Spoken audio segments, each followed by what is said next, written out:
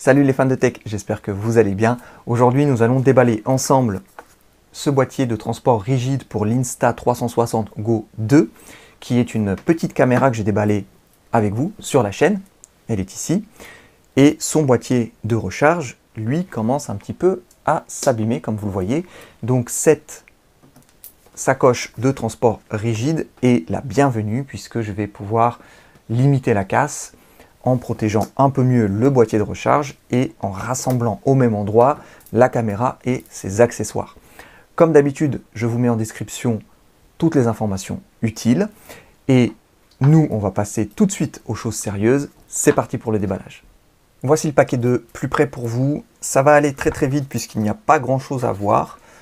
On voit déjà le produit ici en façade et sur les autres côtés de la boîte, il n'y a pas grand chose. Allez, on va ouvrir tout de suite.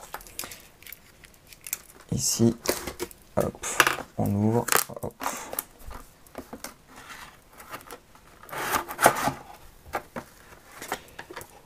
Et qu'est-ce que nous avons ici? L'explication sur les différents logements. Alors, on n'a pas forcément tous les accessoires parce que ça me parle pas. Par exemple, Magnetic Prong Adapter, je sais pas ce que c'est. Enfin, peu importe. Je pense que là, il doit y avoir des emplacements pour des accessoires supplémentaires.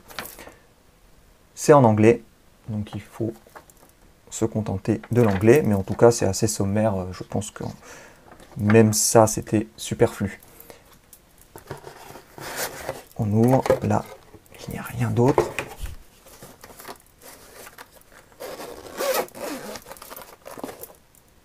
Donc, on a la marque et le modèle. C'est plutôt doux. Là, il y a une séparation. On peut loger j'imagine des câbles, des choses comme ça ici. Je ne m'attendais pas à ça. Je m'attendais plutôt juste à cette partie-là. Et finalement, il y a un compartiment ici supplémentaire qui est le bienvenu.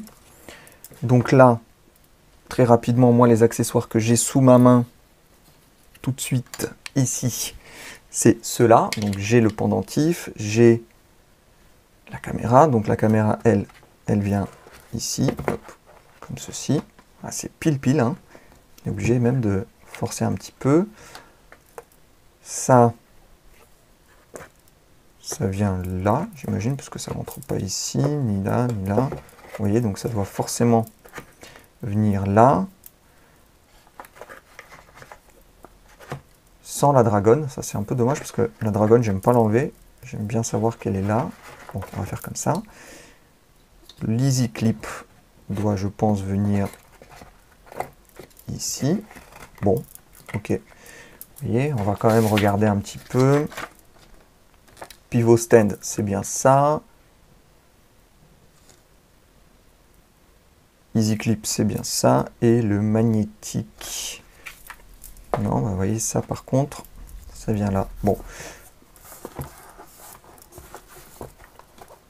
Je vais vous mettre une photo de ce que le fabricant nous montre sur son site internet avec tous les accessoires en place. En tout cas, moi, ça va être ça.